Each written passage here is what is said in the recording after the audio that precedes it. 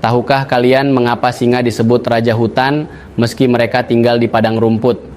Kita sering mendengar bahwa singa disebut raja hutan, tetapi mereka sebenarnya lebih banyak tinggal di sabana, bukan di hutan. Singa hidup di Afrika Sub-Sahara, terutama di padang rumput dan kawasan terbuka. Mereka adalah karnivora besar dan hidup dalam kelompok sosial yang disebut pride. Berbeda dari kucing besar lainnya seperti harimau atau jaguar yang hidup soliter, singa justru mengandalkan kekuatan kelompok. Dalam pride, singa betina memiliki peran penting dalam berburu, sementara singa jantan menjaga wilayah dari ancaman. Fakta menarik, singa sebenarnya tidak hidup di hutan lebat. Sebutan raja hutan lebih kepada metafora tentang kekuasaan mereka di alam liar. Menurut kalian, apa makna sebenarnya dari julukan raja hutan? Itulah sekilas tentang kehidupan singa di alam liar. Apa kalian tahu fakta menarik lainnya tentang singa? Seberapa kuat gigitan singa sebenarnya? Kalian akan kaget. Singa memiliki kekuatan fisik luar biasa yang membuat mereka menjadi predator puncak di ekosistemnya. Gigitan singa mencapai kekuatan hingga 650 PSI, pound per square inch, lebih kuat dari kebanyakan anjing, namun masih kalah dari gigitan buaya. Kekuatan ototnya juga luar biasa. Singa jantan bisa mencapai berat hingga 250 kg dengan panjang tubuh mencapai 2,5 meter. Kekuatan ini digunakan untuk menjatuhkan mangsa besar seperti zebra dan kerbau.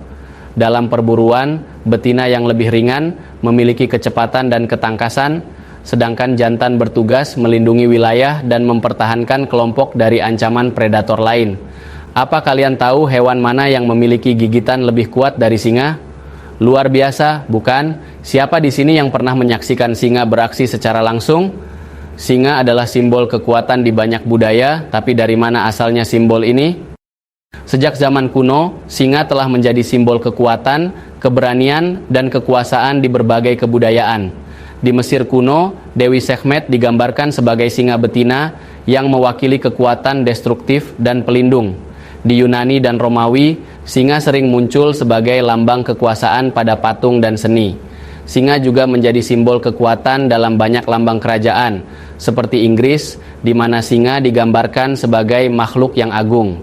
Peran singa dalam budaya juga muncul dalam banyak cerita rakyat di Afrika, di mana mereka sering digambarkan sebagai pelindung alam dan pemimpin roh.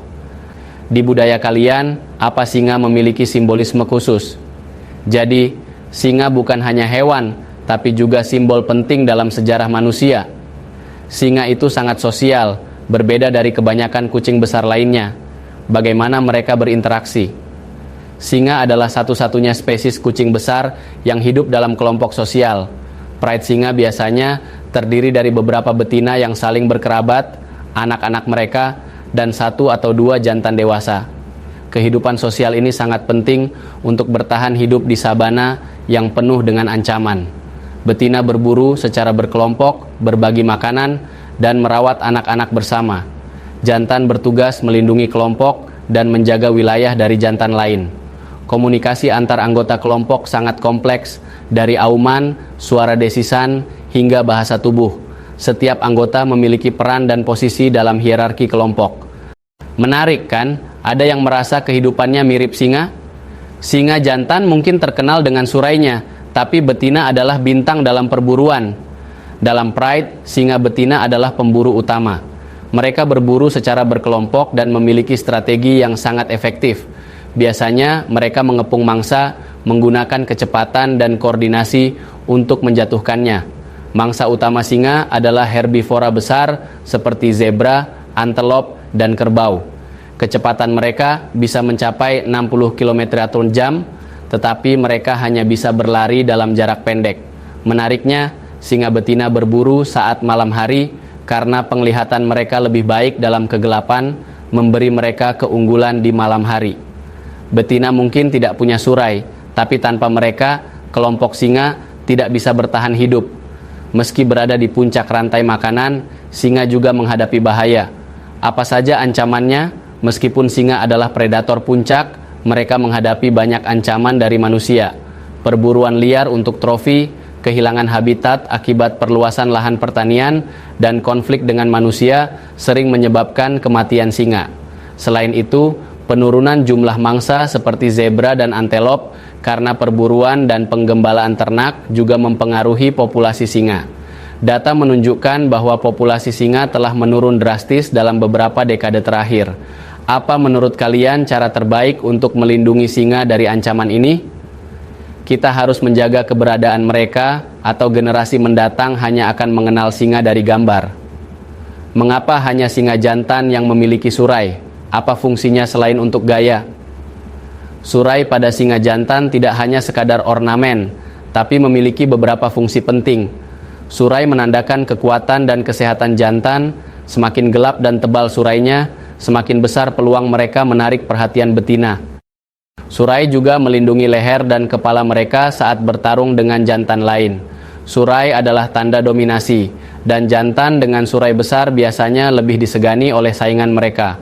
Selain itu, penelitian menunjukkan bahwa betina lebih menyukai jantan dengan surai yang lebih gelap. Singa tidak hanya hidup di Afrika, ada juga singa Asia yang langka. Meskipun mayoritas singa hidup di Afrika, ada populasi kecil singa yang hidup di hutan Gir, India.